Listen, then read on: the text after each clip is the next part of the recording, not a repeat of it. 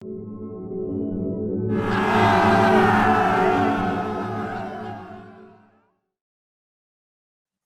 and welcome to our webinar at the Digital A. I'm going to be your host for today, so make yourself comfortable during the lunch break. We're going to have an interesting host. He's in London in his office, but before I start, I'm Marcus Walder. I'm actually managing partner at the AP35 in Italy. And this is going to be the first of a series of events where we're going to focus on a more international audience, focusing especially on Italy. We have just launched our Italian website this week, so in the next few weeks and months we're going to have and host a few more webinars, having also Italian speaking webinars on the Digital A. And today we're going to have an English-speaking webinar, but it's going to be a more international focus in the next few weeks and months. What we have today is the THDP, that's UK and Italian design and architecture studio.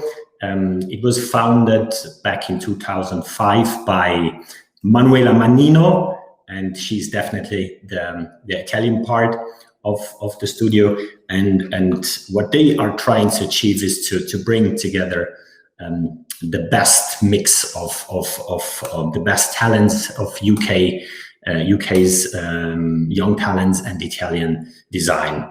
And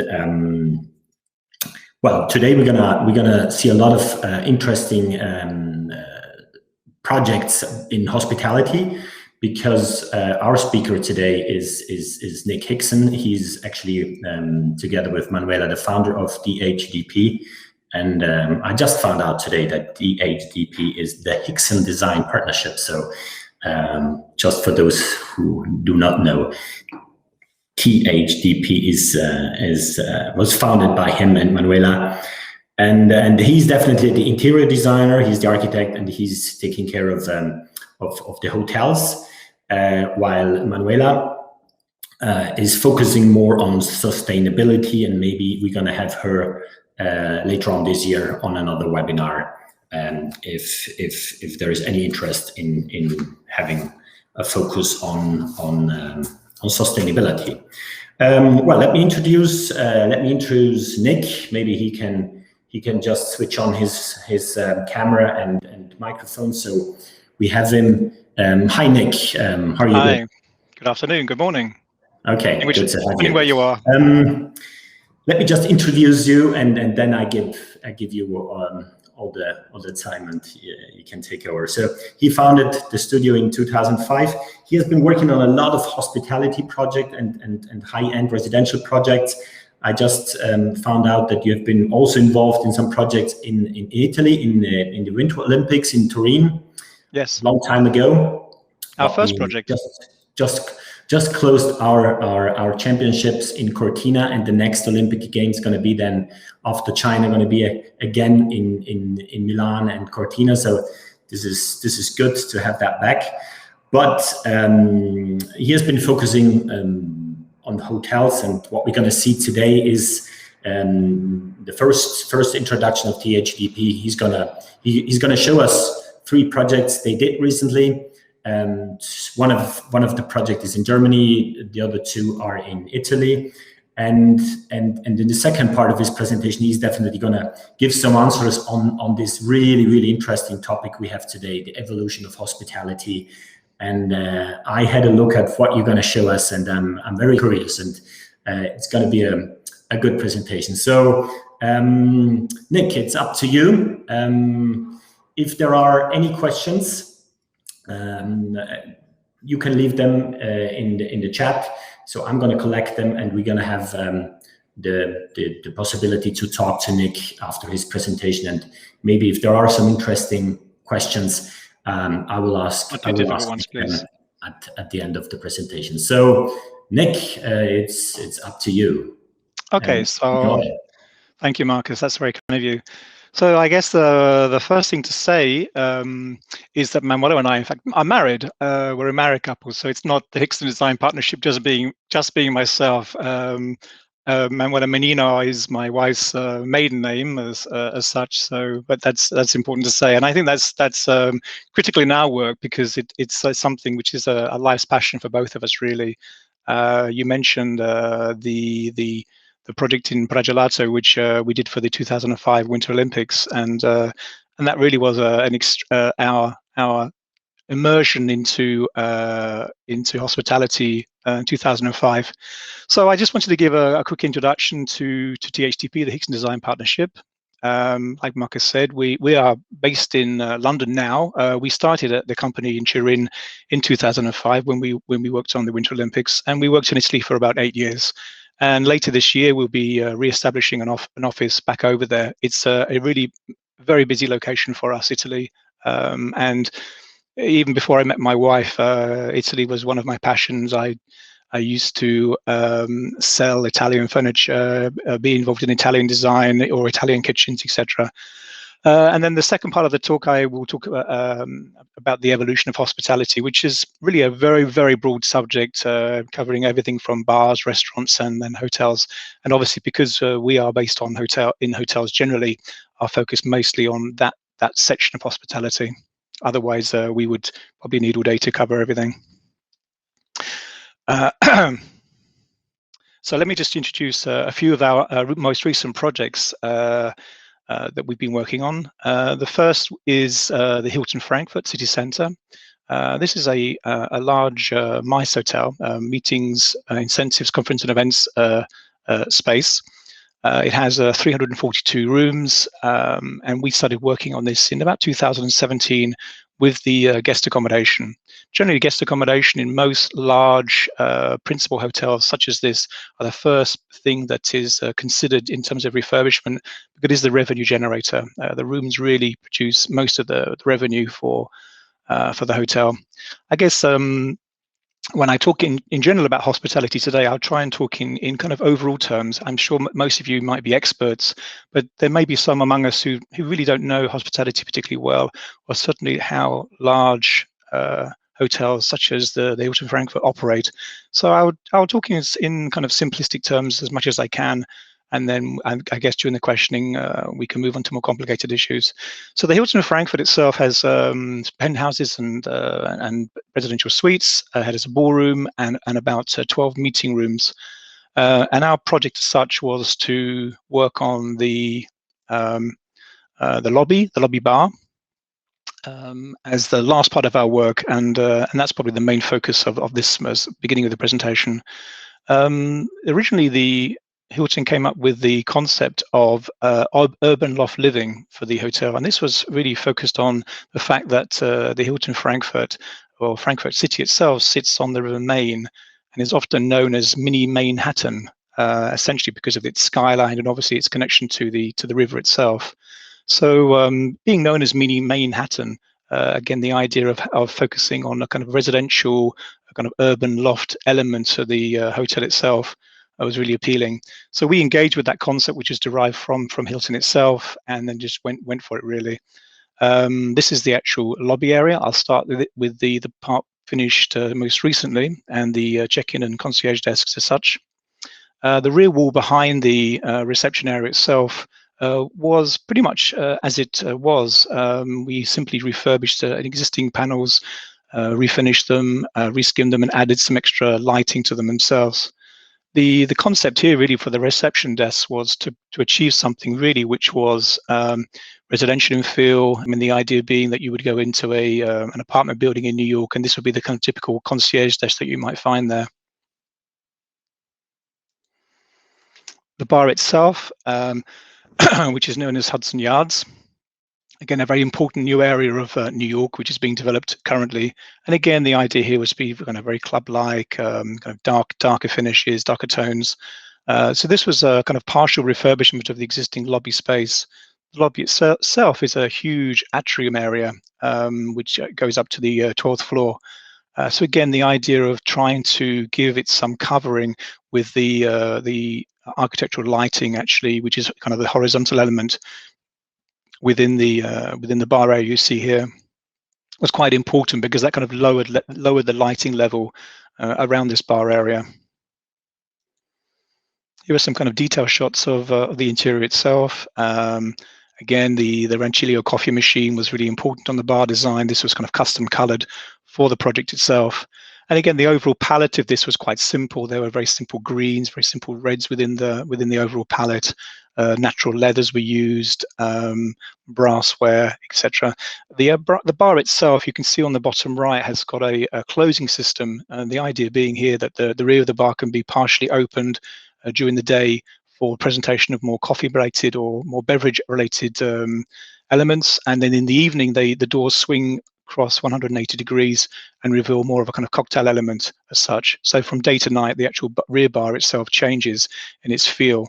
It also means that in the evening, that when the bar is closed, these doors can close and lock, allowing for the bar to be closed. So the idea of the Manhattan loss as such essentially came with this idea of iconic pieces. The idea being that, people in New York, business travelers, are very gregarious people. They tend to travel, pick up pieces on their travels. And when you look at a typical urban loft in New York, it's very eclectic in feel. And the design of the public areas and also the guest rooms really focused on that kind of eclectic nature as such. So this is the typical executive guest room. The main feature of the room typically in most hotels is the headboard itself. And again, this headboard really expresses this eclectic nature. It kind of has two central parts to it, one lower, one higher, both in different materials, both in different planes, and has a feature light kind of accenting it as well.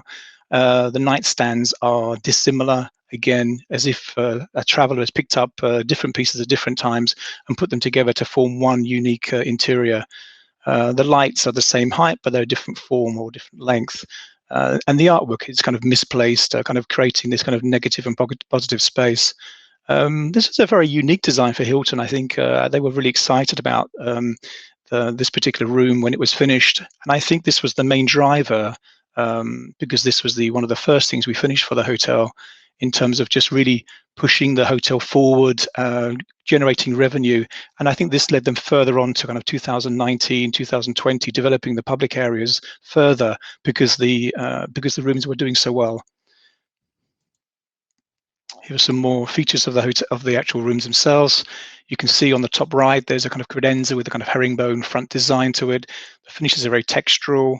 The artwork tends to be round. There's a lot of faux leather finishes. Again, the idea of the international traveler and international luggage being leather bound, for example, was kind of an expression that we wanted to carry forward. The finishes and the palette itself are quite dark, quite neutral, and again quite somber. But again, it's quite elegant and quite creative in feel. I mean, the response to the room itself has been fantastic. Many guests arriving at the hotel say it's very un-Hilton-like. Partly compliment, but also I think it's a kind of a new standard for Hilton in a way, for Europe. Producing something so classic, but also driven by a strong narrative. You see some of the touch points within the hotel themselves tend to be natural stone. The touch points around the bed where you'd actually engage with the sockets or the pull-out reading light, again, are in leather. The fabrics that we used on the headboard are washable, and also stain resistant themselves. The desk is rather undesk-like. It's more like a freestanding dining table. And again, the point was being made really to kind of make it feel a little bit more leisure-bound, rather than sitting at a formal desk as such. Most people nowadays tend to work at a laptop in bed, or an iPad sitting up in bed, for example. So again, the desk becomes less and less important in typical business hotels. Excuse me. The bathroom was quite interesting because it was really only a partial refurbishment. And that's very typical in a business hotel, where obviously funds are tight, and the guest bathroom really is an area where a lot of money can be spent in terms of refurbishment. Fortunately, the hotel was in pretty good condition. The flooring and the wall tiling were in pretty good nick, and so it was decided really only to change the vanity unit itself, the WC, and change the brassware. So this is a little bit of a kind of compromise. one of the ideas we had very early on was when we took out the vanity unit was to try and find a solution which was a very easy and quick installation. So we derived this almost pod solution where you see almost a wooden box which is simply super suspended into the space. This drove down the installation times enormously on this particular area and saved a lot of time and also money. But I think the overall effect is kind of homogeneous with the new styling overall. So this is another project we've recently worked on, and in fact opened last summer. It's the Torre di Saturnia in Tuscany. Torre, the spa itself is focused around a natural pool. The hotel itself has a golf area. It's 130 rooms, has restaurants, and obviously a large spa element to it. The natural pool that sits is nestled in between the hotel is naturally occurring. It actually comes out of the ground at about 37 degrees, is very sulfurous and very mineralized, and that creates this very dark green-blue color, which is really a fantastic sensation really to be part of. To swim in that really is something very exceptional. You come out of it, your skin feels very, very vibrant. But in a way, the kind of the perception of the swimming and something is something which we wanted to carry through into the interior refurbishment of the hotel. As I said, the pool itself is kind of nestled in between the actual L shape of the hotel. There's a large decking area that sits in front of the pool itself. So really, all points of the hotel are kind of focused onto this main pool area. And as I said, its color is naturally derived. The actual lining of the pool is a travertine stone, and the algae and the darker colors you see are naturally occurring bacteria which thrive on the mineral content of the water. And there are, it's a fantastic experience really to be part of. I mean, to swim in night or day in that pool is absolutely amazing. But you do come out really smelling of sulfur, but it's a really amazing experience. So in terms of the interior, the hotel had actually been created some 20 years previous by an architect, Lorenzo Bellini, and was a beautiful construction and interior, but felt rather dated. But the initial approach we took, one, because of the fact that the interiors were so elegant, but also in terms of the budget that the client had in his hand, was to really find a sustainable solution in terms of breathing new life into the interior rather than simply just throwing everything away. In terms of the focus on the interior design itself, the idea of reflection and corrosion or erosion, the idea of layering and ripples within the actual design itself really kind of came forward. This pool you see on the left is a naturally occurring pool about half a mile from the hotel. This is where the water cools and remineralizes into these amazing pool areas of calcium. This kind of the Molino Falls, it's called, but it's free to visit. It's in Tuscany. It's an absolutely amazing location within the hotel. But again, that kind of gave us ideas and trigger points for the kind of narrative of the interior styling, something that really had been missing in the previous incarnation of the hotel. So much of the furniture you see is really upcycled. So the chairs are all existing but have been recovered. The cushioning, the wall coverings are all new. But really, we had a very light touch within the interior space itself, which really tried to add a new sense of residential styling to the actual property, something which was a little bit missing previously. And these are some other shots of the lobby. So almost all the furniture here you see, which is upholstered, has been renewed for the public area. The guest rooms themselves underwent a more deeper refocus on the design, simply because obviously the furniture tends to be slightly more used in the rooms, and therefore the decision was made to replace a little bit more furniture there.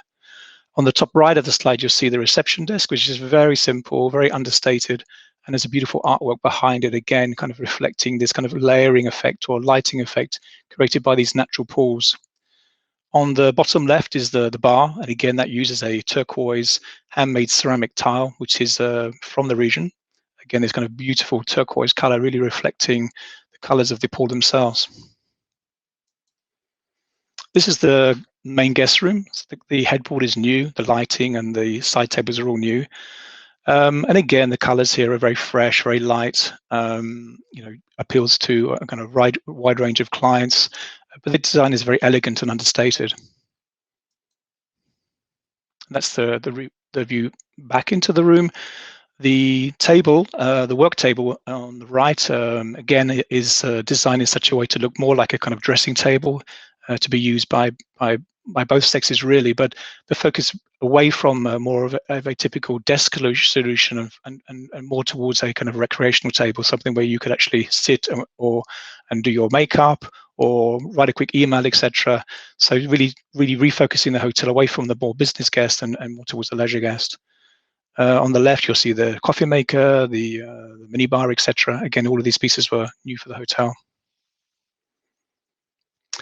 The final project I'll show you is the Indigo in Venice. This is on an island called St. Helena. This is about half a mile from the main center of Venice itself. It's an island, like most of Venice is, all little islands kind of gathered together, which can be arrived at by a water taxi.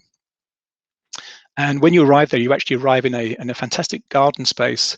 One unusual thing about Venice, which and I visited many times, obviously having lived in Italy and married an Italian, I've been to Venice many times. One of the surprising things about Venice is how many gardens there are within the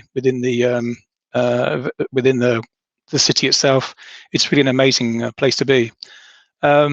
This building itself was an existing hotel which had been already refurbished, but in fact started life as a church. So had a typical kind of apse and left and right sections to it, which were built on to incorporate the accommodation. But originally, when we arrived at this hotel, there was, where you see the bar on this shot now, actually a wall cutting off the front entrance from the main dining restaurant place in itself. So a decision was made very, very early on to take out that wall and connect the front of the hotel, which is the point where you stand from the point of view of this photograph, and you see right through to that rear door, which was in fact enlarged right through into the rear garden of the hotel. And again, as I said, that's so unusual within Venice to have an outside area to enjoy the sun and enjoy the weather. This is a shot further forward. So the rear door here, in fact, was a much smaller entity when we arrived on the project, but it was enlarged really to be a fantastic sightline through the hotel, and being the main focus of the space in itself. The bar and the seating is all new. This is the tiling on the floor. The ceiling was existing, but just slightly adapted. The tiling is a printed ceramic, very low cost, but again gives you that very Venetian terrazzo feel about it. And again, the jet decoration here is very Venetian. The lighting, for example, is from Murano, both on the bar and suspended in the center of the room. The plates at the back are Moroccan in feel. Again, Venice, if you know it well, is a place where really East meets West. It's a place which people have traveled through and delivered really different design elements to the city for many hundreds of years, and it's a real mix of both Eastern and Western culture. It's really a kind of formal gateway as such. This is the executive room. About 5 of these were made for the hotel, and again, this was a new typical kind of Indigo style solution for the headboard, incorporating artwork, mirrors, new flooring. The carpet underneath the bed is an Axminster carpet, but it is made to look like a Kilim style rug, but it's actually an Axminster carpet.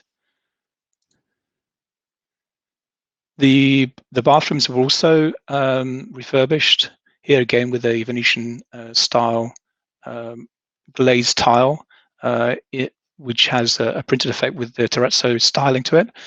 All of the sanitary ware and the brassware here are Italian. Clearly, working in Italy, it's a place which has fantastic resources for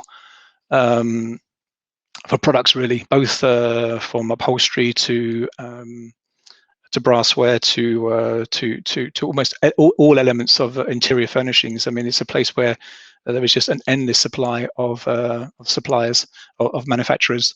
and it's something which, in a way, we spend most of our time looking for and developing relationships with those suppliers. So I'll just take a quick drink and just move on to the second part of a discussion, which is the evolution of hospitality. So, like I said, it's really a very wide and deep subject to talk about, perhaps too wide for a half an hour or even a 40-minute discussion. But as I said, I would focus on, as it were, the hotel element part of our work, and perhaps focusing on the kind of business hotel that we tend to work on. I guess the question everyone asks right now, considering that we've just gone through a absolutely horrible year, is, where do we stand in terms of hospitality? What is the next thing that's going to happen? What's going to, as we start to open up again, what are the things that people need to consider? And I guess it's a question absolutely on everyone's mind. And I guess everyone, you could ask 10 different people and they would have 10 different solutions. So these are just my thoughts, really. Just trying to see ahead and find solutions to the problems that we now face. So really, moving forward out of the pandemic, what do we need to achieve, or what do we need to do? I guess the first element that any hotel owner or hospitality company would need to engage with is a sense of trust. People are very afraid right now, and I guess hospitality companies really need to focus on both the physical, emotional, digital, and financial elements within the offering to their guests, and ensure that all of these things are really in place. It's making sure that the physical space is somewhere which is safe to be in, that we're looking after the well-being of our guests, that the information they pass to us digitally is secure, and financially, when you make a booking with these places, that it's also secure. And I think that's been a deep focus on many larger groups right now in terms of incorporating these elements. I guess there really are opportunities as such. Cleanliness. I mean, it goes without saying, with having just gone through an awful pandemic, that we need to adopt as hoteliers new cleaning policies. Many companies now have a stay safe system in place, rigorous cleaning of all the rooms, putting stickers onto doorways as you go into the room to ensure that you're actually effectively sealing the room once it's been cleaned, and just reassuring all of your guests that the room has been maintained and is clean to stay in. Hoteliers also looking at how they use space, allowing space between guests, but also looking at how they use space internally. We'll come on to this later, but many business hotels are looking at really how things will move forward in terms of meetings, and how leisure companies are now looking at capitalizing on the absolute inherent need for most people to get out of the being in lockdown and go and travel, and how those two things relate to each other. And finally, materials. It goes without saying that, as designers, we need to be looking at all the materials that we use, not just from a sustainability point of view, but also in terms of maintenance, cleanliness, and making sure that all the touch points for the guests are easy to maintain and easy to clean. Digital. I guess what I could say in relation to digital information, that this is something that's been happening. I mean, I'm in my mid-50s, and I started off in a kind of a very analog point of view going through college, but the digital information has been accelerating over the last 20 years. And nowadays, it goes without saying that all hotel groups are embracing the digital relationship between their guests. Almost all hotels now have their own apps that you can create a booking for. You can actually book things through the app directly, thus avoiding elements like booking.com or those types of services, so that these hotel groups generally now engage directly with their own guests. And that means that they are creating new services and new ideas in order to kind of monetize these relationships that they are creating. I guess also in terms of workforces, again, a lot of the hotels have been in a kind of downturn for the last year. and in many parts have also been closed. And I guess this is an opportunity for them to really look at how they use their staff and try and upskill their capabilities in terms of the services that they deliver. Okay, I just talk about some other opinions rather than just my own. These are just things I've gleaned from other hoteliers. So Gertrude Schneider, luxury hotels will take the considered versus the consumptive approach. I just kind of bullet point these quotes as such, and then maybe give my version of what I think they might mean. So I apologize to anyone who's read these and maybe taken another narrative from them, but this is what I take from this. I guess what I would say about taking a considered rather than consumptive approach is that obviously traveling now will be something which is less common for some business users. I think now that companies have embraced the digital meeting, as we are now, for example, engaging on a webinar which effectively is all online, this will become the norm. And I think that goes without saying that whilst that's a great thing in many ways, I think we're all a little bit fed up now with having so many Zoom meetings or Teams meetings, and are just waiting for the day to actually re-engage with our clients, with all the people, all the other people that we tend to meet. So, but I think we'll re-enter the traveling scene and visiting hotels in a far more considered way. It simply won't be just about going out and doing something and hotel groups or business groups booking meetings in the old-fashioned way. They would really think about what they're offering the participants in any meeting, or any group that goes to a hotel will really think about why they are there and what they are doing during their stay. From a luxury point of view, obviously, the engagement with their guests will always be a human-to-human contact. As technology tends to drive people onto a booking system which is digital, or even the check-in at the hotel could also be via your app, so that as you go into the hotel, you simply don't need to go to the reception desk anymore. You can just log onto your app, check in online, and then use your phone to actually unlock the door. So I guess in some ways the opportunity then arises for certainly luxury hotels to think about their interaction with guests in other ways. If they're not interacting with them with a check-in, they're actually interacting with them in a more less technology-based way, and this can be during the food and beverage offering, from creating events and creating other scenarios where they're re-engaging with their guests. So traveling will become more precious again. Our clients won't travel anywhere near as frequently as they have in the past. As I said, I think now most companies will look at the opportunities for creating large events in a slightly different way. I think gone are the days where you get 100 people rocking up to a meeting, sitting in a conference area, the lights being turned off, and then there's kind of death by PowerPoint. I mean, I guess that's probably what everyone is undergoing right now, in a way. But again, I think meetings would be much more engaging, and therefore will be balanced in a completely different way than they have in the past. Time becomes more valuable to most people, so that the opportunity to travel, which will be lost during business meetings, might be re-engaged by individuals booking their own tours. So whilst business travelers maybe in the past have maybe attended 5 or 6 international events, maybe this might be reduced by half.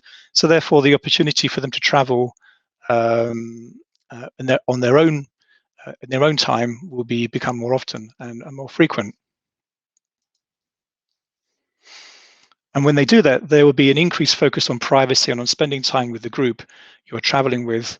So again, I think we'll find in the short term, in the next 6 months at least, in this summer, that you'll get large groups being booked together, that people will not just want to travel, but they want to travel not just with their friends, but with their family, to re-engage with them. This is going to become really important. And I think this will probably continue for the next 2 or 3 years. I think generally and overall, in the next 4 or 5 years, we may see generally a large return to what I would call the new normal. as effect returning to how things were in 2019. But there will always be a driver that has meant that, in effect, things have changed for the better. That we're not just traveling to attend a meeting where effectively we just go and sit in a dark room and watch a slide for half an hour and then return back on the flight in the afternoon. Those days are gone. That kind of meeting now can happen completely online, and so much for the better. The demand for recreation and well-being will increase while guests want to learn and to be engaged. And I think this really focuses something which I'll pick up later, with some hotel groups now focusing their hotels not just on accommodation, not just being vessels simply where people come and stay and be for the weekend and then travel into the city where they are locally, but actually staying in their hotel and actually undergoing some form of learning or creative experience within the hotel itself. And that's the good reason for traveling to the hotel in the first place, in that those courses exist. There is a gathering of like minds undergoing painting classes or glassblowing classes or whatever it may be. I think those types of hotels, those types of opportunities, certainly at the luxury end, will increase far more. We expect an increased focus on fully curated experiences, not just as an afterthought, but as the main reason for traveling to that destination. And again, like I said, this will mean that luxury hotels will really focus on where they sit in terms of their locality, and re-engage clients in terms of all the services that they offer. I guess smaller hotels need to look at every opportunity to maximize the opportunity they have with any guest staying with them, not just from an accommodation point of view, and not just from a food and beverage point of view, but making sure that they deliver and offer events or learning experiences or trips or whatever it may be that the guests can engage in. And then the prime reason for that the guest actually stays at that location in the first place. So this moves on to the idea of, it's not just how we travel, but also where we travel and the ideas about traveling. And I just want to kind of focus on where I think some of the opportunities lie, and which have been developed over the last 3 or 4 years in relation to creating new opportunities for a travel experience. This is the Belgian Eagle Island Lodge, which effectively uses a satellite elements or structures to reinforce the existing offering of the resorts. So this is actually a temporary structure which is about 20 minutes from the main resort itself, effectively built as a kind of pop-up area where guests can stay. And I guess in a way, when I look at how hospitality will develop, I think the opportunity for creating sustainable temporary structures is something which I think will be looked at by a lot of hotel chains, not just by building purposeful elements within the resort element themselves, but actually developing strategies for working with the local people in terms of developing areas outside of the resort itself, and to reinforce the engagement with the locality. These are kind of almost custom built elements which are temporary, can be built very quickly. And I think something is just a fantastic idea. The Habitas, which is in a group in Tulum, Mexico. This is a group effectively which was started by Oliver Ripley. He was a CEO. Effectively, this group utilizes modular construction and 3D printing in order to create the buildings around the hotel. And as a result, they can actually work about 4 times faster than traditional hotels in actually constructing them. And about 80% of what they build is modular. And I think this idea about the modularity, about the sustainability and the quickness of the build is something which I think a lot of hotel groups will focus on in the future. These buildings are placed in absolutely unique environments, and I think that's going to be the focus of how people now travel, is not just traveling to a place where everyone else has been, but traveling to a place where no one else has been. This is a really interesting idea, and with this temporary structures which can be taken down during bad seasons, etc., is really a strong motivator to travel there. and this group has some absolutely amazing locations, all in exceptional places, but opening properties, in Namibia, etc. I think is just an amazing experience for almost anyone traveling there. Leap Turin, this is something which my wife pointed me at actually, and I didn't know them. But this architectural studio has created Leap Hut, which is a project really with a fantastic idea about creating an accommodation in an absolutely unique environment. On a modular level, something which is flexible and suitable for construction almost anywhere, but effectively is what I would call an extreme dwelling. Just the idea of staying in this location for 1 or 2 nights or even a weekend is just an incredible experience. And I think is something which, again, just focuses the idea about really what it is to offer hospitality to a guest. It shouldn't just be about staying somewhere else. It should be staying somewhere unique. And talking of unique, this is a fantastic project done by our very good friend Erik Nissen Johansson, which is from Stilt Trampoline. If any of you know Erik, he's just a lovely guy. But this project has had a lot of press recently, and it's because obviously it's just an amazing location. The hotel itself doesn't have a lot of accommodation. It's very client focused. It's something that you arrive at by a small boat. I think as you are picked up from the mainland, your mobile is taken off you, all devices are taken off you, and effectively as you're on this island, the sense of isolation is absolutely astonishing. It's just a fantastic project, and I think just expresses these ideas about not just what a hotel should be, but also where it could be. The interiors themselves are absolutely fantastic, and again have this beautiful kind of heritage quality about them, very residential in feel, slightly Scandinavian in terms of colouring, but also again very comfortable, livable. They recently held an event which was the Gothenburg Film Festival, which was attended by one person and one person only, which I just think was a just fantastic idea. That having a film festival only for one person was probably the most COVID-style event of the last year. So I just want to talk a little bit about the hospitality disruption and what's happened in the last, say, 10 years in relation to in terms of hospitality as such. And again, what companies have done in relation to actually generating new staying possibilities.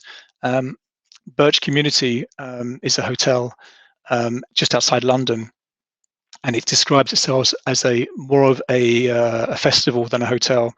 Essentially, when you stay there, you become a member, and they host multiple of events, learning events generally, from glass blowing to landscape painting to sewing, etc. I mean, the idea of staying there is also to become part of that community and to participate in events in themselves.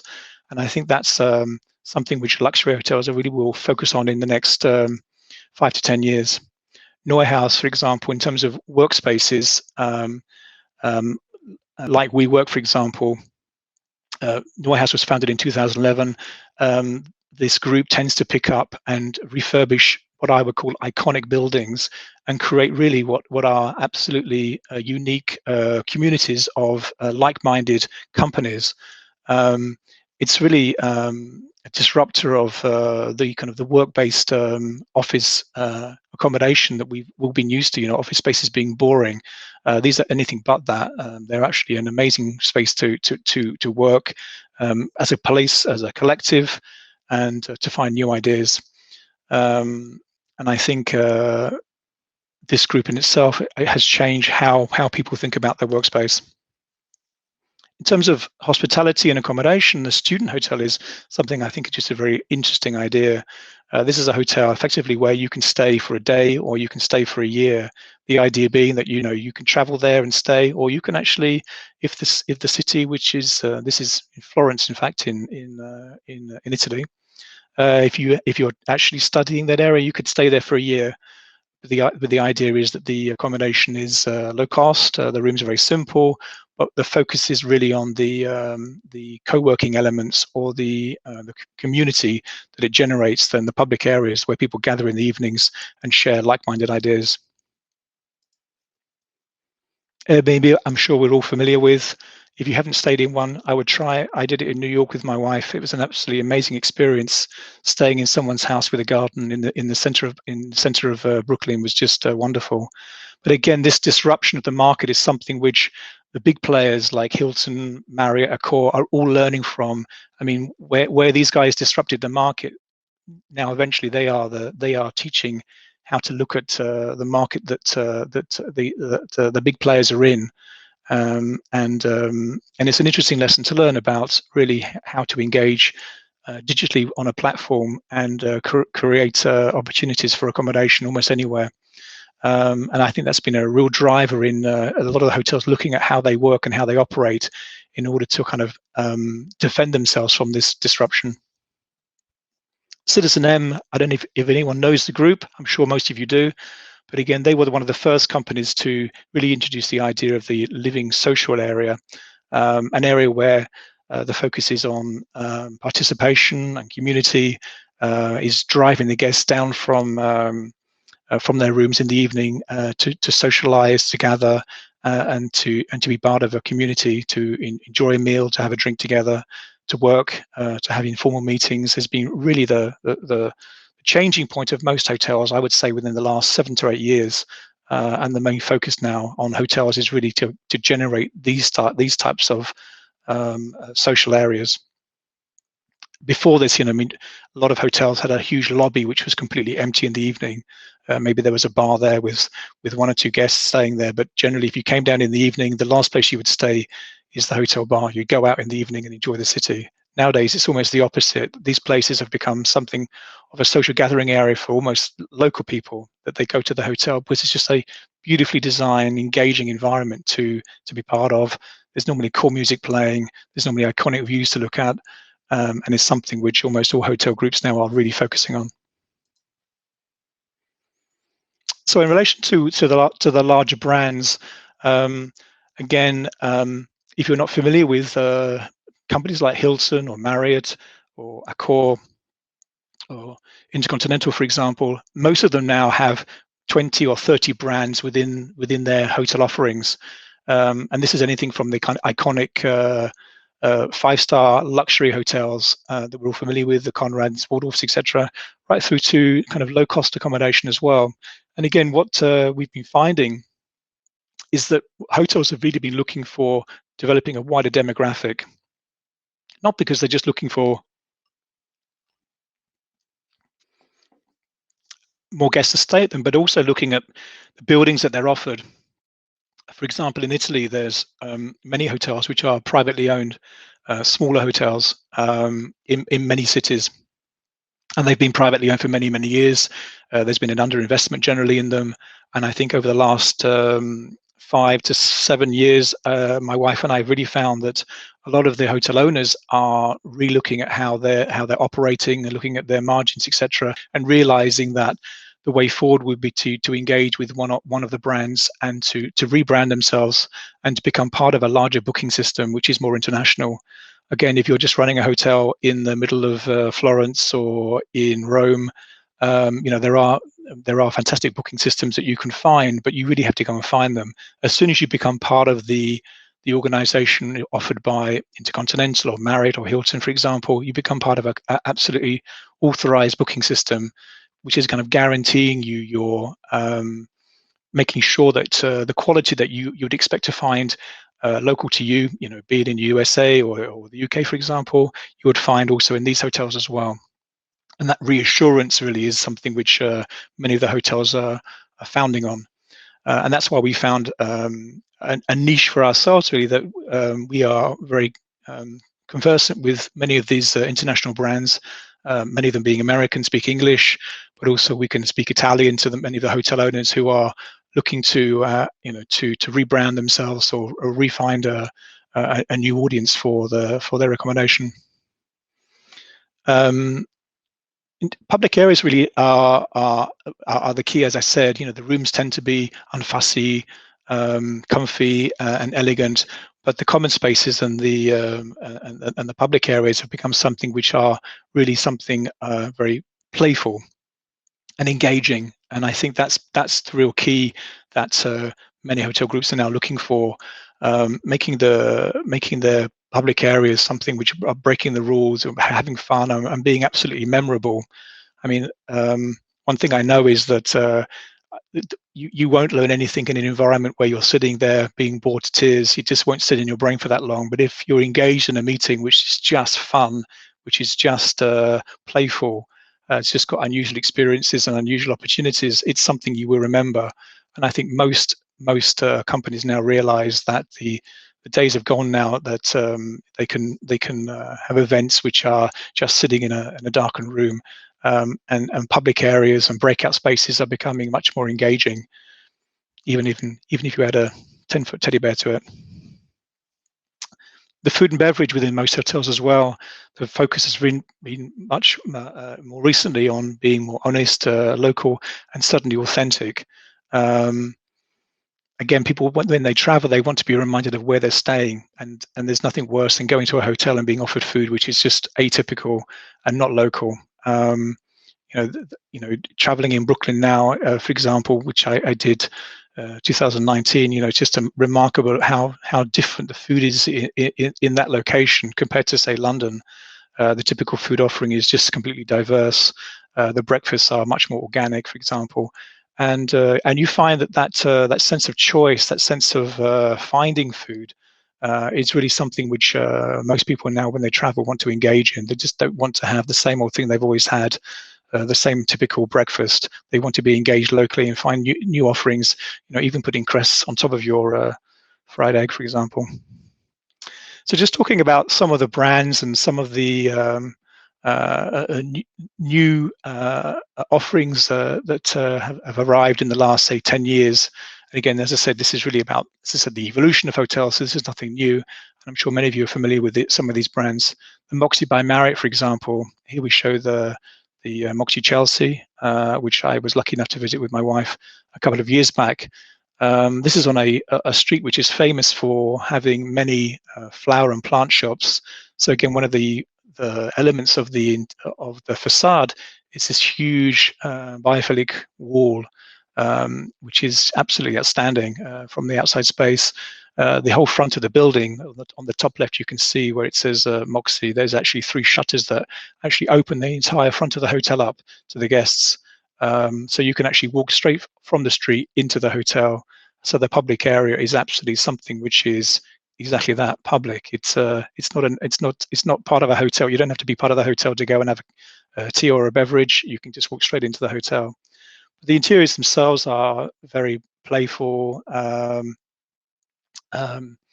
rooms are very elegant, very well appointed. We'll focus on the bathroom being more of a kind of luxury spa quality. The Volca by IHG is a brand which wants to tread lightly. Again, this is about sustainability, and the idea about using sustainable finishes, using materials, or focusing on not using plastics is something which this particular brand aspires to. Here's some shots of the Volca Strasbourg, for example, which is called the Garden Hotel. And again, the biophilic element within this is really important, just to kind of bring the outdoors in and the indoors out. Really very important. The top right photograph shows the breakfast setup again, which is again very modern, very authentic. Has natural juices, chafing dishes, local pastries, etc., immediately on offer for the guests. The Tribe Hotel by Accor. There's another lifestyle brand really appealing to a younger audience. Again, just the social spaces are beautifully designed. The focus on the guest room accommodation is just something very authentic, very local. And on the bottom center section, you'll see the bathrooms there again are just kind of just breaking everything down. Having the vanity outside of the bathroom, for example, is just a fun idea. One of the more recent brands to open is the Motto by Hilton. Again, this is a Generation Z style property. Again, has a beautiful public area. It's called the Uncommon Commons. Again, almost the common area being the kind of the life of the hotel. The rooms themselves are very simple, very economic to produce. And again, the idea really is that in the evening, the social spaces of the hotel are really the elements that drive the guests down, but also pull in local residents as well to utilize the spaces. Okay, just finally, I'll just touch upon new FF&E choices. Again, this is a huge subject we can talk about. FF&E is furniture, fixtures, and equipment. Sorry, furniture, finishes, and equipment. And the area I'd like to just focus on is outdoor living. And why did I pick outdoor living? I guess really what I was saying earlier about hotels looking at all the spaces that they have and the opportunities that they need really to develop is one being the outdoor space, obviously because the fresh air is within the fresh air you're less likely to pass on COVID, for example. And therefore, a lot of hotels now are looking for opportunities to develop their gardens or their outside areas and looking for fixtures and equipment which really express all of that. So this is called Nest Rest by Dead On. It's a kind of cozy organic structure, really. It's a suspended system, or it can be actually mounted on the floor. It's almost like a cocoon, really, and the idea really is that when you're inside it, you have your own private personal space, and that's kind of the emphasis I look at in terms of the furniture I'm showing you here, that they offer you this little kind of nest that you can get into and enjoy. London, for example, has just produced Vineyard, and again, this I think just expresses everything about the enclosed space outside. Almost, I mean, there's reminiscent of a kind of traditional architecture with this kind of roof style gabled structure, which actually covers you not just from the sun, but also gives you a sense of privacy and a sense of intimacy as well. But also, protects you from passing guests and etc. Gloucester just has produced a lodge collection, which I think is really fun. It's a knockdown system produced in aluminium, but again, it has almost this four-poster bed style effect. It's a great idea as a pavilion to use around a poolside area. But again, the idea of having these roller shutters, those roller blinds that can pull down and give you not just protection from the sun, but increase the intimacy within the space, but also to protect you from those outside it. Very simple, very elegant, and again is very adaptable in terms of size, in terms of the furnishings that can go around it. These spaces, I think, are something used by hotels now, which are not free to use. They tend to be hired out or rented out. You might find that if you rented this pavilion or structure, that you might be offered free food and beverage throughout the day. You actually sign up to a kind of certain package, and those things, for example, in the Hilton Barcelona, is something very, very much used by that hotel around their pool. They offer these small private areas which can be rented out by a group, by a family, for a daily basis, and they offer free meals to go with that. And it is a real revenue generator. It's something it's just monetizing the outside spaces. This is a bioclimatic pod system made by Corradi, which is an Italian company. Absolutely amazing system, which is completely adaptable. It can be increased in size or made as large or small as you need to. The openings and the glasswork can be custom put together. And there are three versions of this. One is sleeping, that you can actually create an outside area as a guest room. One is bathing, which you see here, which could obviously be attached onto a spa area or in addition to a spa area. But again, as a temporary structure, would be easy to actually put up and to fabricate. And the last is a kitchen pod, which can be used for demonstration cooking. And again, could be used, for example, for a breakout space outside a meeting area.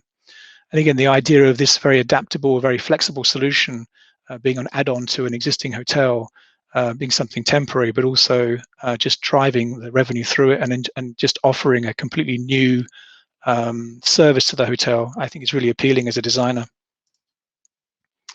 And Catal produced the video pavilion some years ago. Again, being a Spanish company, the actual look and feel of this is really amazing. Has kind of just beautiful architectural lines to it, but it's absolutely flexible in terms of the design and styling of it.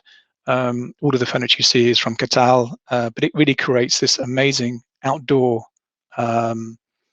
setting for guests, not just around a pool area, but in a garden area, for example, as a kind of covered space. I just think absolutely beautiful. So there you go, Marcus. I hope I didn't bore everyone to tears with my death by PowerPoint.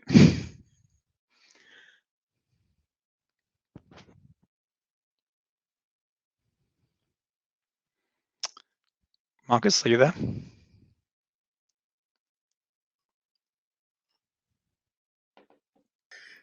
Hi, Nick. I'm Hi again, sorry. All right, thank you very much. I was just writing down tips for next travel. So I think this is what most of the people in the audience have done. So thank you very much. There was just one question about the student hotel, and there was also the answer that hotel is in Florence. Is that right? That's right. Yeah. Did I say something else? Yep. That was Florence. actually one of my favorite cities.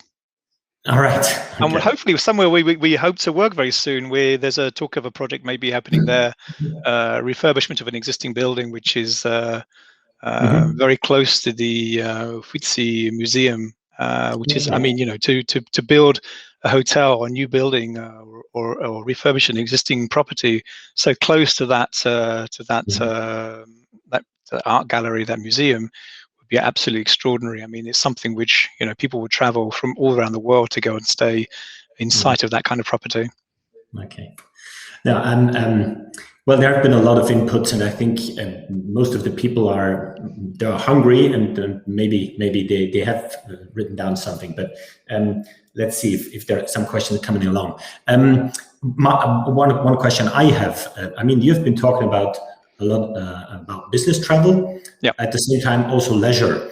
In your opinion, and what are your thoughts? Is there no such difference anymore about you going on a business travel and leisure? Is that becoming more and more the same thing? What are your thoughts about this? I think obviously we do work on, and we're working at the moment with a project in Sicily, which is a MICE hotel, you know, meetings, incentives, conference and exhibitions, and, you know, which is, you know, that people would book, 150 delegates to go and visit the hotel. And I think the concern immediately for that type of hotel is that their audience is somewhat, are they going to return? That's the biggest concern. Generally, you know, these types of properties are always built in an interesting place. We worked on the Hilton Barcelona, which is right on the beach in Barcelona. We worked, as I said, on the Marriott, and I think what you'll find is that, you know, no hotel is just business. Generally, it always has a mix of one or the other. But returning to the question of like leisure hotels, I think the opportunity now is really there for the leisure guests. I mean, people will be traveling less and less for work, and the opportunity really for traveling for leisure is something which a lot more people are wanting to do. You know, as I said, it might have been the case that I might have traveled 15, 20 times in a year, and I'm sure that's going to be reduced now with the incoming meetings being more digital, more Zoom based or whatever. So I think I'll be looking myself just to travel a little bit more for pleasure, and when I do so, really, what would I be looking for? And I'd be looking for, you know, something which is luxury, more authentic, more local, and finding somewhere which is really speaking the language of the city I'm staying in. So I think as a leisure hotel, you know, they'll be doing exactly what they have been doing. But I think also they'll probably see the opportunity where, you know, people will want to be engaging. If they are engaging with meetings, the groups might be smaller, and the opportunity might be there for them to actually create a meeting space or a gathering space, you know, either outside or as part of the existing offering of the hotel. Really to pick up on the fact that the business meetings and meetings in general have just been completely disrupted. So I think there's an opportunity even for leisure hotels to kind of refocus what they offer in terms of a package, not just for the leisure guests, but also enticing smaller groups of high value clients into their hotels too. I liked actually the idea of that film festival with just one participant. Yeah. There was actually a similar thing in a local theater. So they sold the tickets, but during this social distancing and so on, there was just one visitor they could get into the theater. But that was such an amazing experience that they sold a lot of tickets because everyone wanted to be the only one to be part of that theater exhibition. So Yep. This is kind of really interesting thing, to be more exclusive and have a great experience. But I was saying, I think leisure hotels now, I think they will become more events based. That they're just not there as a place to go and have accommodation, and for the guests then to leave the hotel and eat out in the evening somewhere else.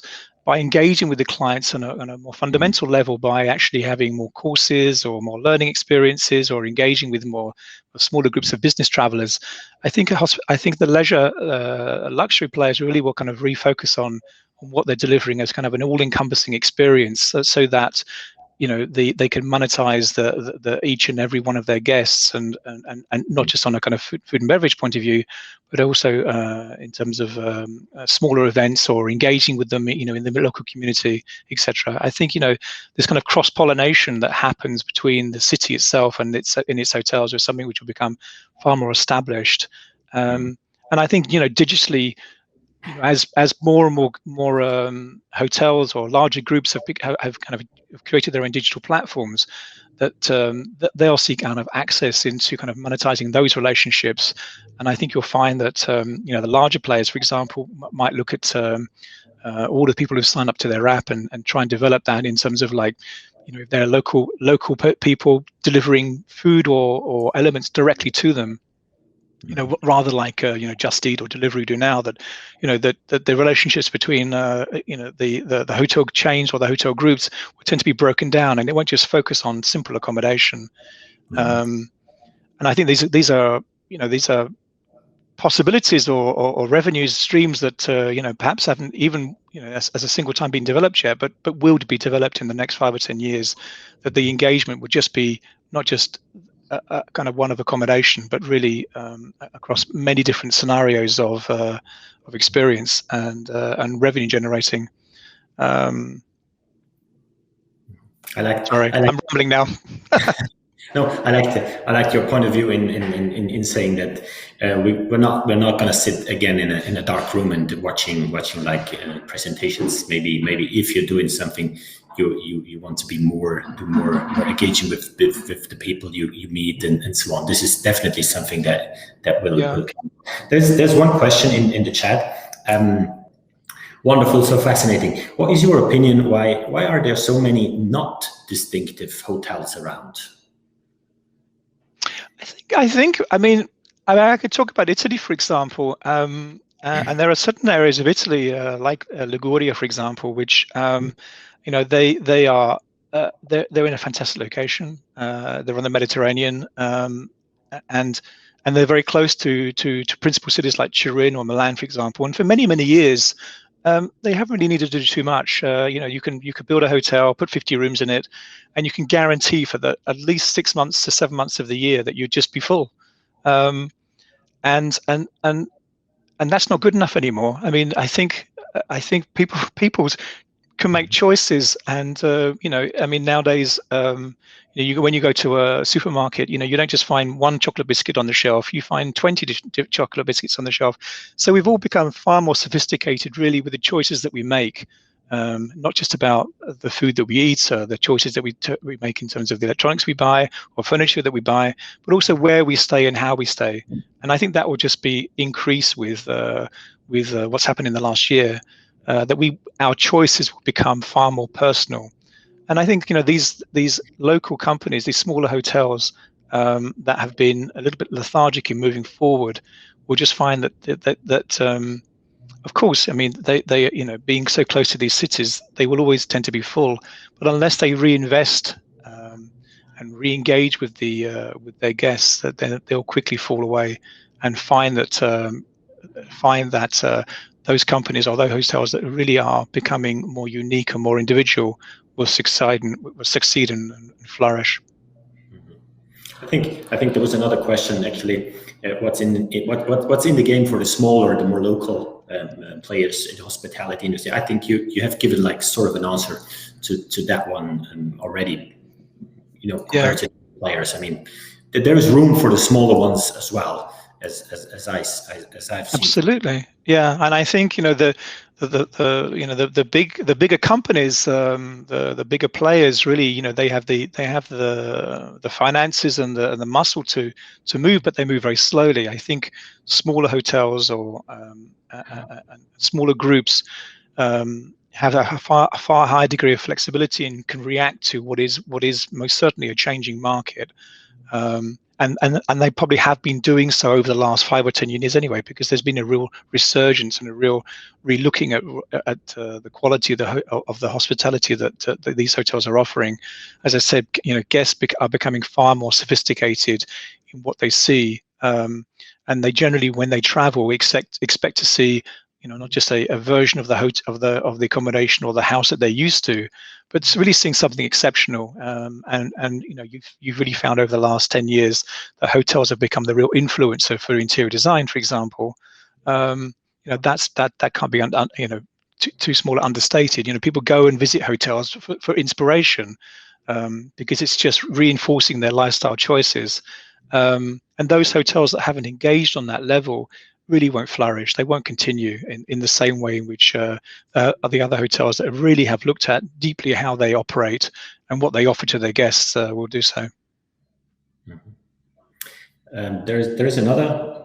Well, there are a few questions coming in now, so people are still not hungry. So let's go for this one here. Do you ever work with hotel briefs? Perhaps this could be the way to bring luxury and a sense of community in an area often regarded as a basic accommodation. Have you ever worked? I mean, I've actually we know one of the project managers from the Generator Group, and it's an amazing organization, and that just being one of them, and the student hotel being another one, which I think engages on that level. I think it's not something which we've directly worked with, but I think in a way I was trying to illustrate that really as the kind of diversification of hospitality and what it really means, and offering to all types of people. I think the funny thing about the Generator Group, which is whilst it's known as a hostel, is almost anything but. When you go and look at the public areas within most Generator hotels, it's absolutely incredible what they've achieved in terms of design and feel. And I go back to all the things I've mentioned before about something which is a fantastic place to be, but the difference is that the guest rooms are sometimes shared accommodation. You're sharing with one or two other people that you don't know before. I think that's really was quite an inspiration. Some 10 years ago, really, when they started to flourish. Well, before we come to the last question, which is a really good one. Well, you can prepare. I'm going to ask you a question, and you can prepare for the last question in the audience. What is your favorite hotel? This is going to be a difficult question for you, so you prepare for that answer.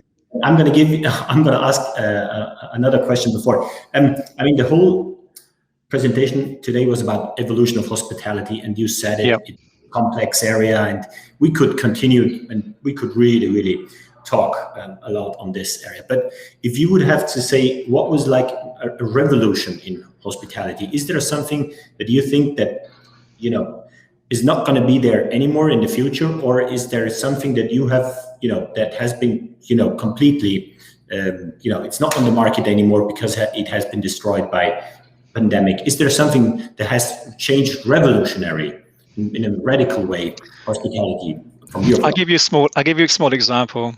I mean, there's two things actually. I mean, let's talk about guest rooms. The minibar. It's a small thing, but I think the minibar is dead. I mean, to stock it, to service it, to clean it, it's just not viable anymore. And I think many hotels are just moving away from having a minibar in a room. I mean, I know it's something silly, and probably you're looking for a bigger picture, but let's focus on just one small thing. Many hotels now offer, kind of grab and go zones or grab and go area, or a kind of pit stop in their lobby as a place where you can just pick up a snack or a drink or a beverage, and it's all self-service. You kind of swipe and go, basically. That's becoming something which is, in larger hotels now, something which is really, really prevalent. Hotels don't want to have a minibar stocked with food, which is often, abused or whatever, and people don't want to take it because it's just been sitting there. Who knows? No one's watching it. Maybe someone's taken something out, fiddled with it, and put it back. Who knows? So I think the minibar is dead. Okay. Great answer. Just one example. Great answer, Nick. So yeah, let's finish off. Well, you're gonna say what's your favorite hotel, and I'm gonna tell you my one. Okay. Okay. What should I say? I guess stylistically, the one hotel I absolutely love, and I had a fantastic lunch there a couple of years ago with the sleepover, was the Beekman Hotel. I don't know if you know the hotel. It's very near the Wall Street area in New York. It essentially is a Edwardian building which has been refurbished on the interior very authentically. It's absolutely amazing interior, and then it has this huge tower which has been placed on the back of it, which is the accommodation section. But the lobby and the bar itself is so authentically Edwardian, which is a period, I have to say, because of its maximalism, I guess. I really like, but it's very playful. It's very creative. The way they've used the space and decorated the space is amazing, and the lunch there is actually really reasonable for a hotel. Right. Great. My one is actually I have to take one from my region here, which is in Alto Adige, Südtirol, and it's called the Weißes Kreuz. It's a German name, and it's in Val Venosta, which is a valley not known for tourism as much as other areas in the region here. Great place to stay. It's very old. It's a very old building, and they've really put in that old building all the facilities and all you need to have a really good holiday, and still you are in an amazing old building, and they kept that old building by putting in some really new things. So interior has been great. And yeah. I think there's some amazing projects coming up. As I said, Italy is a place I love to work, and working in the mountains, which we did in the our first project. And I think now we have the Olympics coming up in Cortina. There will be some amazing opportunities there to do some great work. And it's an area I actually love to work in the mountains. It's completely different aesthetic. That's one thing I would say about the THDP, is that we don't really have what I would call a house style as such. We tend to really react to the location, to the environment, to the type of hotel that we're working with, and we don't kind of impose our style upon the hotel. We work with the look and feel that really is of a local nature as such. So if we have the opportunity to work there, would be fantastic. We're currently just starting work on a masseria, which is a property in Puglia in the south of Italy, and this is a conversion of what is a kind of fortified farmhouse, a typical stone building of that region, very dry, very arid area. And just the aesthetic of that type of property is absolutely completely unlike doing a Marriott or a Hilton, for example. And it's that ambiguity that I really like in our studio, is that we work on small projects like that, which are 25-room hotel, 5-star, but then we do also work on the larger properties like the Hiltons and Marriotts. Okay. Great, Nick. It was a great pleasure having you on the Digital A. We're gonna meet soon. Maybe we're gonna ask Manuela to do another speech later on this year. Yeah. So we can do it in English, in Italian. In Italian, see. Okay. Nick, all the best to you. Take care of yourself. My pleasure. Great. Bye-bye. Nice to meet everyone, and I hope there hasn't been death by PowerPoint, but there you go. Great. Enjoy your meal now. My pleasure. Great. Nice to see you all. Take care. Bye-bye, Marcus. Bye-bye.